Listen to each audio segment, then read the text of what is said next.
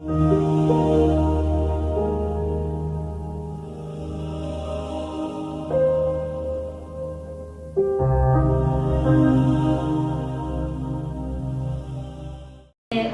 se incomodem, é claro que eu vou pedir que não fiquem interrompendo toda hora, né? Mas não se incomodem de às vezes pedir para mim ajustar alguma coisa, porque às vezes eu falo alguma coisa que para mim já está tranquilo e eu posso não perceber que não é uma informação suficientemente conhecida ou fundamentada e pode causar algum desconforto. Você está bem atrás, né? Eu não consigo enxergar, mas tudo bem. Vamos lá. Então a gente estava olhando aqui o mapa. A descoberta de Nag Hammadi foi feita no Alto Egito, né, próximo da região de Luxor, onde o rio Nilo faz ali a curva, né, é um bairro de Luxor, Nag Hammadi praticamente hoje. E ainda falando sobre a descoberta e o material, os manuscritos eles são datados de em torno do século IV. Mas, Jane, peraí, tem Evangelho de Tomé, Evangelho de Pedro, de Madalena não está lá. Evangelho de Tiago, Evangelho de João, e é do século IV DC, como assim? Lembrem, isso são manuscritos, cópias. Então, os originais têm sido datados predominantemente, os originais dessas cópias têm sido datados predominantemente entre o século I AC no século II DC, por causa das referências que eles fazem, pelo estilo de escrita, pelo estilo de escrita, de modo de escrever e pelas referências que eles dão. Mas as cópias, a maioria das cópias encontradas em Nag Hammadi são do século III, do século II ao século IV. E são ditas que eles são principalmente decorrentes da escola de Valentino. Valentino foi um grande preservador da tradição, ele viveu em Roma e em Alexandria, né? E ele foi, de certa forma, um organizador de muitos materiais e ensinamentos gnósticos na forma de textos, de materiais. E vários dos textos são atribuídos à própria escrita ao próprio Valentino. Pistis Sophia, que é o Códice de Asco, eu vou repetindo algumas coisas, mas é para vocês irem gravando, né? A escrita de Pistis Sophia, na forma como a gente já conhece hoje, é atribuída a Valentino. Teria sido preservado na escola de Valentino, mas o original de Pistis Sophia, provavelmente aquele original que deu origem ao Pistis Sophia que se tem hoje, esse original teria sido do tempo de Jesus, né? E aí vem novamente pelo que está escrito, como está dito e tudo mais, tá? Então, assim, muitos materiais ali são do século... A datação do material é do século II para IV, mas, como eu disse, do século I AC ao século II DC são os originais desses materiais. E é interessante chamar a atenção que alguns ensinamentos ali presentes, que estão também nos evangelhos do Novo Testamento, esses ensinamentos presentes nos apócrifos de Nag Hammadi, eles são mais antigos como material preservado do que os do Novo Testamento. Porque a cópia mais antiga que se tem do Novo Testamento é do século X. E esse material é do século II ao século IV. Então, se você vai comparar o que está escrito numa determinada passagem, por exemplo, sede mansos como as pombas e sábios como as serpentes, tem nos dois, no Novo Testamento e no Evangelho de Tomé. A cópia mais antiga dessa expressão está no Evangelho de Tomé de Nag Hammadi. Todas aquelas frases e parábolas que estão em ambos, Novo Testamento e Nag Hammadi, a cópia mais antiga é de Nag Hammadi. Portanto, se a gente vai atribuir fidedignidade para a forma como está escrito, prioritariamente se pensaria que o texto mais antigo tem maior chance de ser mais fidedigno, aquilo que foi dito. Mas é original. Imagina a palestra que eu estou fazendo aqui, aí onde vocês fazem anotações e o seu filho se interessa pelo assunto também, lê o seu material.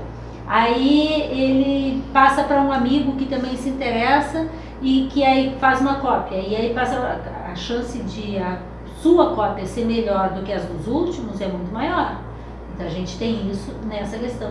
E isso nos leva, como a gente, quando encontra muitas semelhanças entre alguns materiais de Nag Hammadi e o Novo Testamento, nos leva a considerar com muito mais rigor e mais possível de ser veraz, da veracidade, esses materiais aqui, porque eles são mais antigos, estão mais próximos da fonte real que os produziu, né?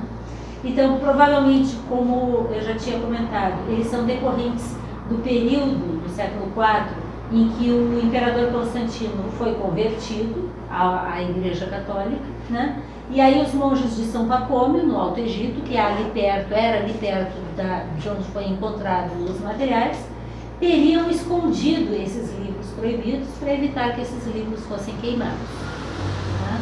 Quase todos os textos são gnósticos, mas não são todos. Por exemplo, em Nag Hammadi tem uma cópia da República de Platão, não uma cópia da República, uma cópia de um trecho da República de Platão.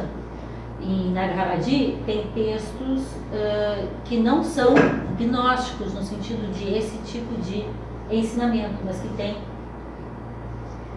ensinamentos paralelos que também eram estudados por eles, até mesmo para fundamentar muitas das coisas que eles estavam aprendendo, né? Ou estudando, ou se aprofundando, ou discutindo. Então, a linguagem que eles usam nesses textos é essa linguagem dos chamados heréticos daquela antiguidade, tá? Eles são evangelhos, apócrifos, poemas, rituais, instruções para práticas místicas, tem textos filosóficos, tem muito mito, né? Tem materiais derivados do hermetismo setiano, que é a tradição egípcia. Hermetismo setiano é quase que meio redundância, né? Mas que é onde Jesus bebeu, né? Naquela sua juventude, que eu acabei nem falando, ele vai para o Egito 3 vezes, ele estuda no Egito, ele passa boa parte da juventude dele no Egito. Depois ele vem para os essênios e aos 30 anos ele sai dos essênios para começar a instruir. Tem filosofia grega, como eu já tinha comentado, entre outros, e principalmente textos derivados da escola de Valentino, que provavelmente foi o preservador desse material. Isso é uma visão da montanha Al-Jabaf, né? O buraco onde encontraram o material, né? Então, 2 visões em época de mais seca e em época de mais umidade, né? Na verdade, o pé da montanha é seco, isso aqui é a beira do Nilo, isso aqui está sendo batida a foto daqui da beira do Nilo. O Nilo vai estar para cá, né? E a gente teve a oportunidade de estar lá também, né? E é engraçado de ver, eu tinha a ideia de que o deserto é assim, um deserto tipo as nossas dunas aqui. Não tem nada a ver com isso, é um bando de montanha seca, quebradiço. Cheio de calcário. Calcário, exatamente. Muita poeira, esfarelenta. Deve ter dunas, eu não entrei em deserto desse. Essa parte, né? Mas, e a beira do rio, na beira do rio eles plantam em tudo que dá, porque é uma parte que é úmida, né, e que dá... serve para o plantio. Que é justamente a salvação do Egito, né? Exatamente, o Nilo é a salvação do Nilo. Exatamente, né? Então, na sequência, o texto da Pagas, vocês vejam que eu deixei a fotinha do livro dela aqui sempre para chamar a atenção disso. Ela vai explicar o que é gnose, na introdução do livro ainda, né? É um conhecimento, bota esse conhecimento entre aspas, como eu estava explicando antes, através da observação e experiência, a vivência disso. Envolve um processo intuitivo de conhecer-se a si mesmo e envolve a percepção interior, né?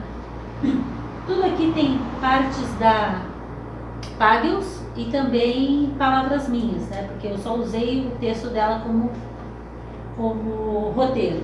Jesus, diz a Pagels, aparece como um homem exigente, que reclama da lerdeza dos discípulos em estarem preparados, ou seja, estarem despertos e já estarem atuando. Tem hora que ele nos textos diz assim: vós já deveríeis estar ensinando e estão aqui ainda perguntando. vós deveríeis estar despertos e ainda estão sonolentos. As mulheres são tratadas em grau de igualdade com os homens. Jesus não faz diferença entre ensinamento para um e para outro, e nisso ele é um revolucionário naquele ambiente, porque naquele ambiente, naquela época, aos homens era dada a permissão do estudo e às mulheres não. Elas poderiam estudar quando sobrasse tempo, além dos afazeres, né? E se algum homem, por acaso, quisesse ensinar a elas.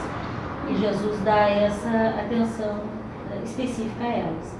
O mito da queda de Sofia e outros mitos permeiam muitos dos materiais. O mito da queda de Sofia é aquele mito que conta que Sofia, tentando gerar alguma coisa de valor, né, ela gera um filho sem o consentimento do seu par, que é Cristo. E nessa geração sem o seu oposto, sem o seu par, ela gera uma criatura, como é que chama? Empurra essa cadeira aqui. Ela gera uma criatura desqualificada, ela gera uma criatura inadequada, né? E ela, vendo o erro que fez, ela então tenta melhorar a situação. E aí, quando esse Yaldabaoth, né, gera então as suas criaturas, que é o Adão de barro, a Sofia, vendo o que tinha acontecido, o erro que ela tinha feito e a geração que o seu filho tinha criado, ela assopra em Adão para que Adão tenha vida. Esse mito vai ser contado de várias formas diferentes, inclusive no texto Nag Hammadi, não é tudo igual, mas assim, a história no fim das contas é a mesma, mas tem pequenas nuances. Eva é o aspecto Budi, Eva é o aspecto intuição, e Adão é o aspecto manas, é o aspecto mente, intelecto. Sem Budi, sem que Eva dê a Adão o fruto da árvore do conhecimento do bem e do mal, Adão continua dormindo. É Eva que o desperta. E Eva nasce de uma costela de Adão, que é uma forma de dar sustentação a Adão. Sem aquela costela, Adão não ficaria completo. Mas ao mesmo tempo, o que completa Adão é a sustentação de Eva, é uma costela. É aquilo que sustenta, é uma das peças que sustentam Adão. É a presença de Budi em nós. Então é bem interessante você começar a ler com outros olhos. Obviamente a serpente é muito bem vista nesse mito, porque a serpente oportuniza a Eva oferecer o fruto ao Adão, e assim o homem se torna completo, porque ele conhece Eva, e os dois polos se unem, então eles são capazes de gerar filhos, gerar toda a manifestação da humanidade. Quem estuda antropogênese vai se divertir com esse mito, porque a antropogênese da DS tem muita relação com esse mito, é bem interessante de verificar. As cadeias, as raças, dá para ver bem direitinho ali no mito, é bem bacana.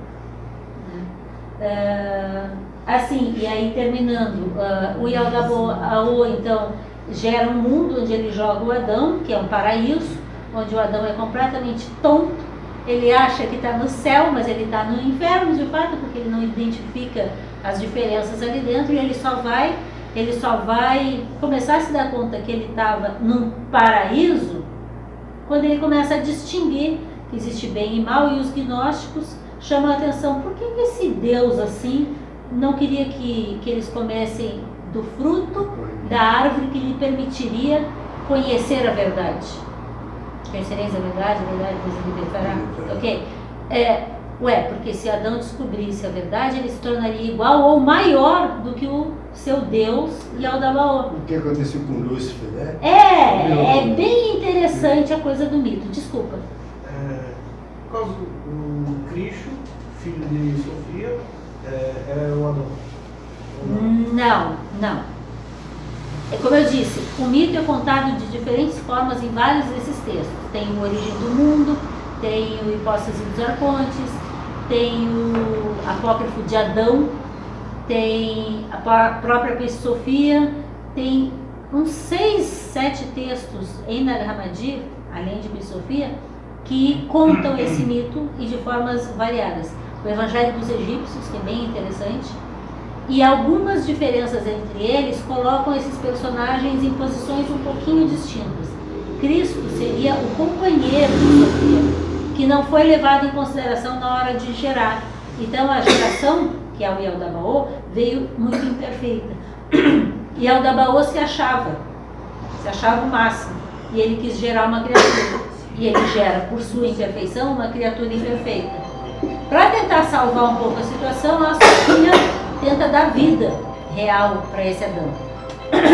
E no dar vida a esse Adão, Yaldabaoth descobre que Adão, se comesse da árvore do conhecimento, ele poderia se tornar maior que o próprio Deus, Yaldabaoth, porque ele teria não só a parte terrena que Yaldabaoth lhe deu, mas ele teria de fato a força completa de Sofia, que lhe daria a capacidade de retornar à casa do Pai, pelo caminho do Salvador, que é Cristo. Então, assim, é todo um jogo de palavras no mito, mas a gente tem que entender essa ideia de que a ideia de que a gente cai aqui, tem que saber lidar com isso, tem que consumir a maçã, que na verdade nem poderia ser maçã, né? Tinha que ser figo, porque o que tem lá é figueira, não é macieira, né? Ou a terra lá não é seca que dói também, né? Bom. E ao consumir dessa fruta, você se conhece a sua contraparte. Ânima e ânimos está bem representado aqui. E conhecendo o seu outro lado, você se une na câmara nupcial. Gente, eu estou falando de vários textos ao mesmo tempo, porque você vai juntando os pedacinhos e isso vai começando a fazer sentido. E se reunindo na câmara nupcial, você é capaz de voltar para a casa do Pai. O Santo Santorum, que é o centro da coisa. Aí eu serviu o café e não tomei, da água e não tomei.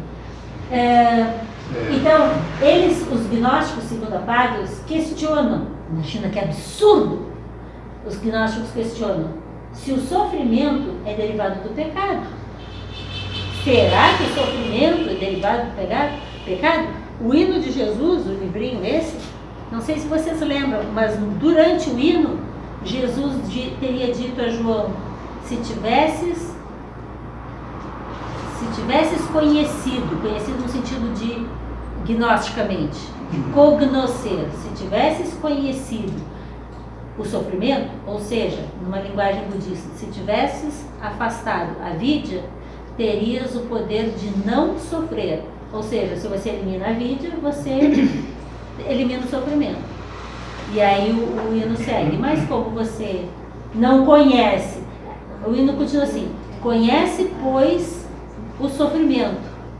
E não me lembro, e aí tem mais uma frase, mas que diz mais ou menos isso: e terás o poder de não mais sofrer. Né? Não é frase budista, é um verso desse livrinho aqui, ó, tá? Mas para quem conhece budismo, é direitinho as quatro, a verdade do sofrimento, as quatro normas. Não tem, na verdade, a quarta norma, né? Mas a primeira, a segunda e a terceira está ali. Mas ele está dizendo, se conheces, então você está livre do sofrimento, é a quarta. Poderia ser tomada assim.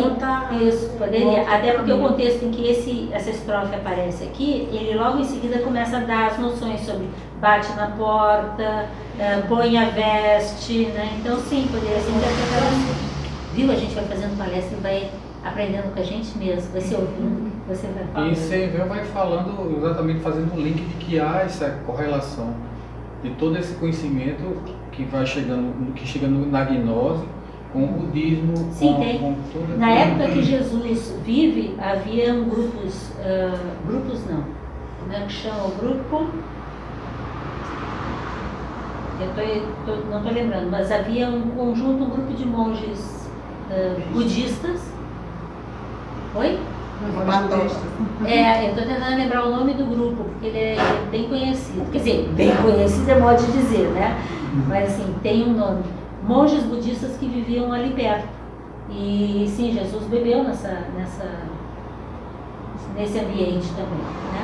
Então, é questionado se o sofrimento é derivado do pecado. Eles questionam se existe esse pecado original. Obviamente eles não aceitam isso, porque a interpretação do mito de Adão e Eva deles é distinta. Falam do elemento feminino da divindade, que é vista como pai e mãe, e igual na doutrina secreta, a divindade não é o pai, mas é o pai e mãe. E eles vão valorizar, os gnósticos valorizam interpretações do feminino, ou o uso do feminino, no sentido das polaridades, também como método de ensino, como presente nas parábolas e essas coisas. Eles falam que a ressurreição deve ser entendida simbólica e não literalmente. Né? A ressurreição de Jesus não é porque ele morreu, então aí ele reapareceu e apareceu no céu. Não. A ressurreição acontece em vida enquanto ele estava ali e é a quinta iniciação, né? É a vivência de um aspecto simbólico. Ele é ressurreto. E a não dependência, olha que absurdo que os gnósticos diziam nessa última frase aqui, é um absurdo, que não havia dependência de um outro ou de uma instituição para alcançar o reino dos céus. Como assim? E a igreja vai viver de quê? E o bispo vai ser pago como?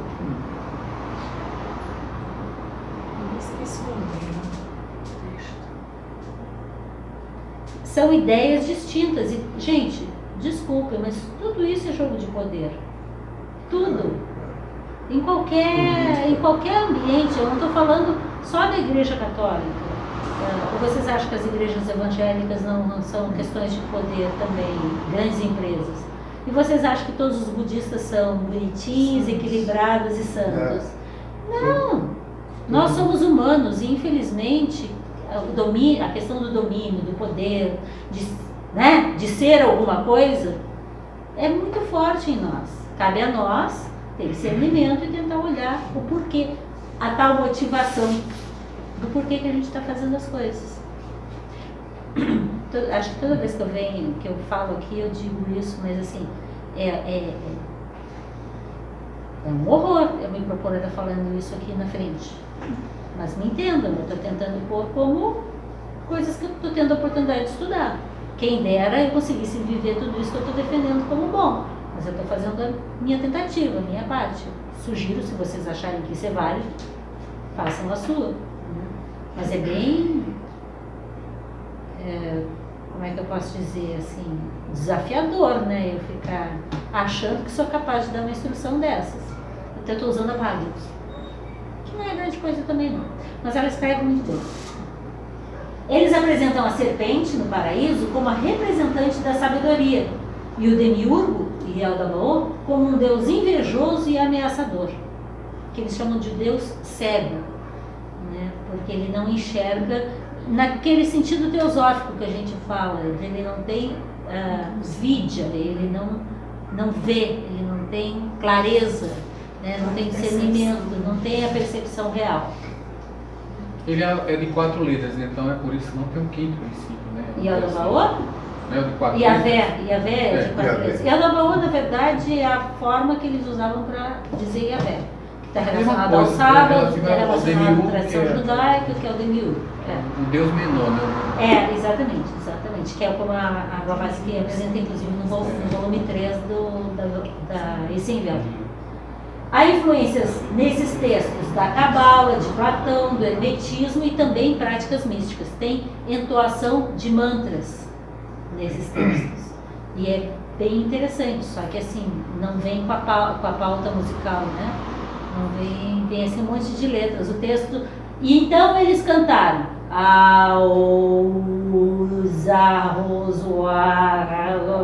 E aí você olha e diz assim, eu vou ler para vocês, eles cantaram.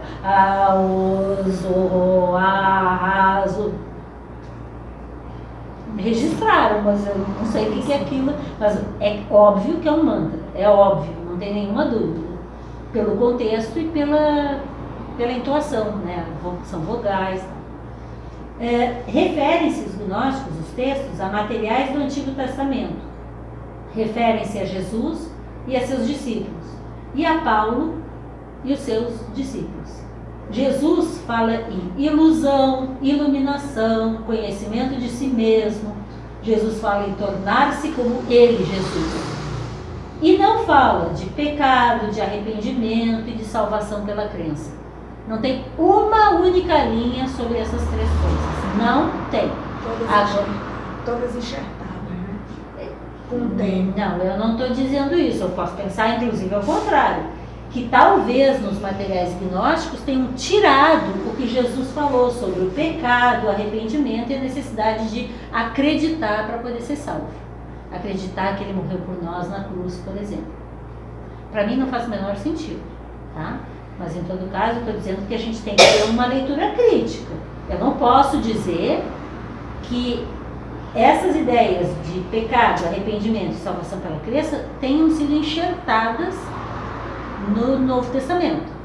Mas para mim faz total sentido dentro do contexto de como foi criada a igreja e com que objetivos. Né? Como é que chama mesmo a igreja? Você sabe muito bem como é que ela chama? Igreja Católica Romana.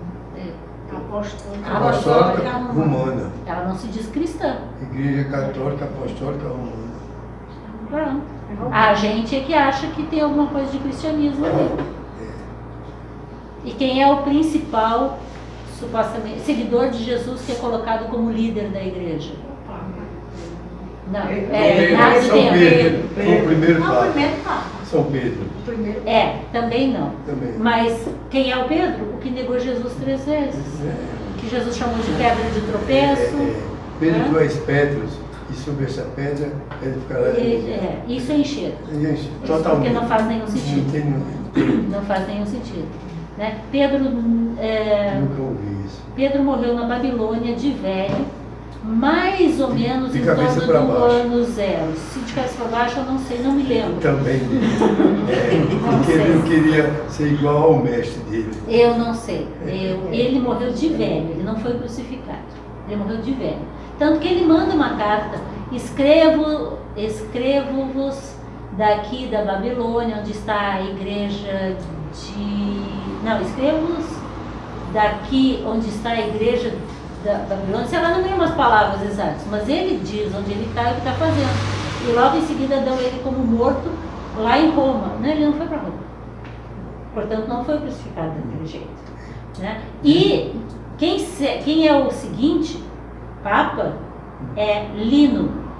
Lino era da Bretanha, Lá em cima. lá de cima. Só que Lino é do tempo de Paulo. Pedro já tinha morrido quando Lino nasceu. Então não faz nenhum sentido. E Lino passa o bastão para... Isso também porque Lino teria tido contato com João Evangelista. E isso é verdade. Que Lino teve contato com João Evangelista, isso é verdade. Mas não nas circunstâncias como está sendo dito. E de Lino passa para um terceiro que eu não me lembro. E logo em seguida é o Irineu. Iniciado. Não, é colocado como Papa, mas é o que criou a igreja. Então, assim, se você dá um tiquinho assim de história e souber o mínimo de matemática, não encaixa, as coisas não fecham. Mas tudo bem, né? Para bom entendedor, meia palavra basta. Para quem não quer entender, qualquer bobagem basta. Né? Você acredita. Até acredita que Jesus nasceu de uma mulher virgem, né? Ok, tudo bem. Sem problema. E ele vai falar nos textos com esse tipo de termos, a necessidade de conhecer-se a si mesmo, de tornar-se como ele, Jesus. Ele várias vezes diz que ele queria que eles já estivessem com ele, para ir ao reino dos céus, para chegar nessa condição. Né? E fala de ilusão. O texto do livro de Tomé, Jesus dá uma aula de budismo, falando da questão da ilusão e da iluminação e das emoções, que na verdade ele não usa a palavra aparentemente kleshas, mas ele fala dos kleshas, das emoções que perturbam a mente e não permitem. Está traduzido como o fogo que queima, nesse sentido de que as emoções te perturbam tanto que você não consegue se manter equilibrado. Né? Bom, NH Nag-Hammadi permite ler a perspectiva dos próprios gnósticos e hereges sobre aquilo que os bispos, como Irineu e Hipólito, haviam escrito sobre os gnósticos para detratá-los. Então, por exemplo, é muito conhecido o livro do Irineu chamado Contra os Gnósticos. Esse livro é referência na igreja. Nesse livro, por exemplo, Irineu escreve uma passagem sobre o mito da queda de Sofia. Né?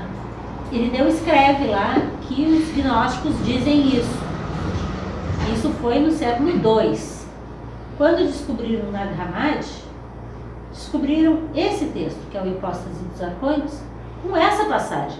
Então, foi possível ler o texto que Irineu estava referindo de primeira mão, ou de segunda ou de terceira que seja, mas ler o texto e não o comentário que o Irineu faz àquele texto.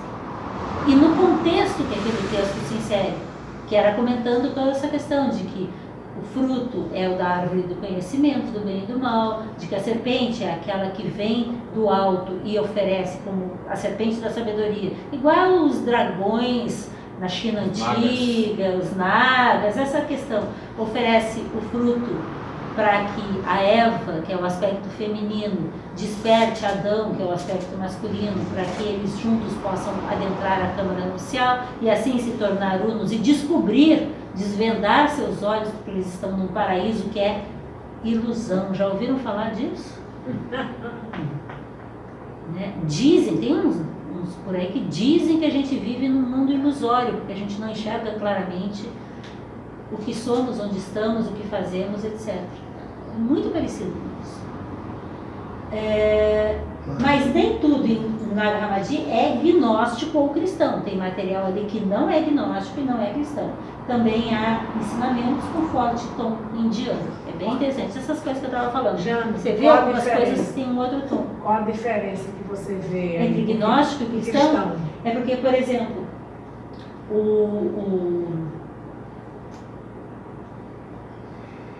os evangelhos propriamente, como o evangelho de Tiago, o evangelho de Madalena, que não está em Nag Hammadi, mas é do mesmo contexto, o evangelho de Tomé, o evangelho apócrifo de João, eles são claramente cristãos, mas esses também são claramente gnósticos. Então, assim, existem materiais que não são gnósticos e nem cristãos. Existem materiais que não têm, por exemplo, e nem cristãos nesse caso, que eu citei uma passagem de um fragmento da República de Platão, não é nem gnóstico e nem cristão, entendeu? Então tem alguns materiais que são de fora desse contexto. A prece de ação de graças setiana, uma pequena prece que tem lá, ela também não é gnóstica e não é cristã, é uma prece setiana, é da tradição hermética setiana. Então, tem alguns menos materiais que não são nem de um nem de outro. Então, não é uma biblioteca homogênea, é uma biblioteca que foi juntada dos materiais que eles puderam juntar, mas a maior parte do material tem tom gnóstico e alguns têm também tom cristão. Porque, por exemplo, os textos, o conjunto grande de materiais setianos que tem, vários deles são gnósticos, mas não são cristãos. Exegese da alma é um texto gnóstico que não é cristão.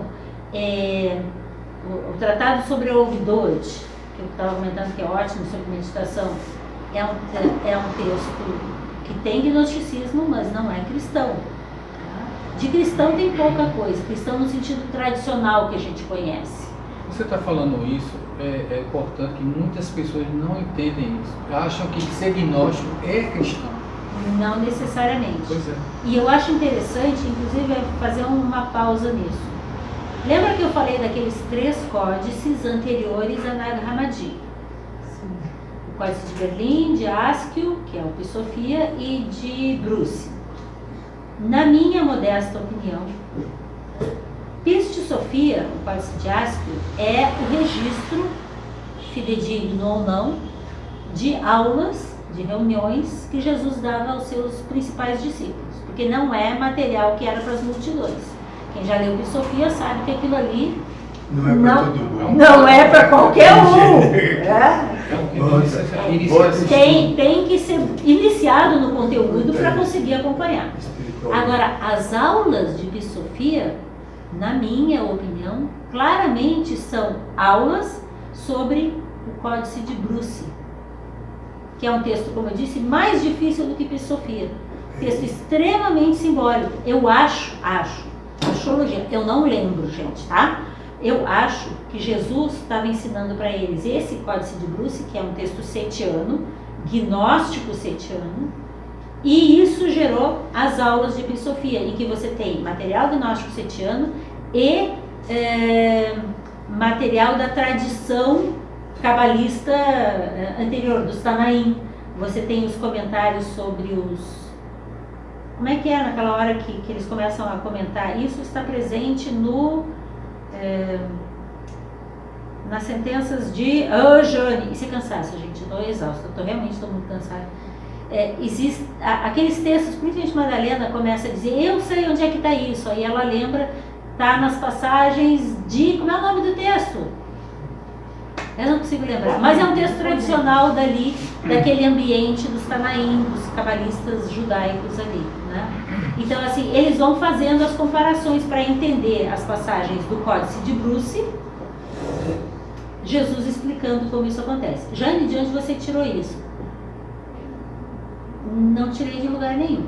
Isso é verdadeiro? Não sei. Mas é uma sensação forte que eu tenho, porque a impressão que passa é isso. Porque Jesus faz, em Episofia, Jesus faz perguntas aos discípulos e os discípulos fazem perguntas a Jesus sobre um material que eles já estavam estudando. Fica claro que eles estão falando, isso é quando você disse como está. Lá nessas passagens que eu não me lembro, né? Quando disse assim, assim, assim, isso quer dizer aquilo, aquilo, aquilo. Então, claramente, eles estão fazendo comparações entre os materiais que eles conhecem. E eu acho isso muito interessante, porque isso contextualiza aquele ensinamento. Não é um ensinamento que simplesmente foi dado, mas era uma progressão daquele conhecimento que estava sendo alcançado. Um diálogo entre o mestre e os discípulos, né? Exatamente, um diálogo entre os mestres e discípulos, né? Opa, falei 2? Foi. Isso. E quem é herege? A Pagels falando, né? Qual é o verdadeiro cristianismo? Aí a Pagels levanta essas questões para provocar a gente a pensar com ela. E ela diz, inúmeros textos circulavam naqueles primeiros séculos da era cristã, e nem todos se tornaram canônicos, nem todos foram escolhidos para entrar no cânone da igreja que se formava logo depois, né? Quem desafiasse a Igreja Católica Romana corria grande risco. Vocês sabem disso, vocês já viram os filmes, né? Pois é. Então, cortem-lhes as cabeças, né? Então, assim, você ia desafiar uma entidade, uma instituição que estava com tal poder, inclusive o poder católica, apostólica, romana, né? Então, ela tinha o poder do Estado. A Igreja Católica sempre foi uma igreja estatal, né? Quem é que ia se arriscar? Mas que se saiba, a Pagels insiste muito que a igreja, apesar de quererem mostrar que sim, ela era unanimidade, ela não era unanimidade. Ela era uma minoria que estava sendo fortalecida pelo poder do Estado. Vocês já viram isso acontecer em outros ambientes, né? Quando a gente vê em alguns países por aí dominados por uma entidade supostamente religiosa, uma instituição religiosa que domina todo aquele país. Ortodoxo, talvez. Não é a questão do ortodoxa, é como se usa diferentes formas de poder para controlar um povo, né? Isso não é meritocracia, isso é tentativa de teocracia, né? Supostamente teocracia. Então, até a descoberta de Nag Hammadi, haviam provas da existência de outras fontes de acesso às informações e da vida de Jesus, e outras ideias, mas nada tão veemente quanto a descoberta dessas 1.200 páginas em 13 livros. E esse é o diferencial, porque, como eu disse, existem muitos outros materiais, mas o volume, a consistência, e a consistência no sentido assim de tá tudo junto, e uma coisa reforçar a outra, ficou difícil de contestar. Por isso que isso é tão divulgado hoje, todo mundo sabe disso, sai na Veja, no Fantástico, né? Não. Claro que não. Claro que não. Existem outros interesses. Gnosticismo original é um movimento filosófico-religioso pré-cristão, independente. Quando é que inicia o cristianismo? Século I DC com Paulo. Não, o cristianismo. Pela primeira vez, o termo cristão não é usado pela primeira vez, ele é usado desde o século V AC. Tá? O termo cristão é atribuído a seguidores de Jesus pela primeira vez em Antioquia para o grupo que Paulo estava presente. E a partir dali passa a se chamar de cristianismo. Não estou dizendo nem que está certo ou está errado. É simplesmente o termo começou a aparecer.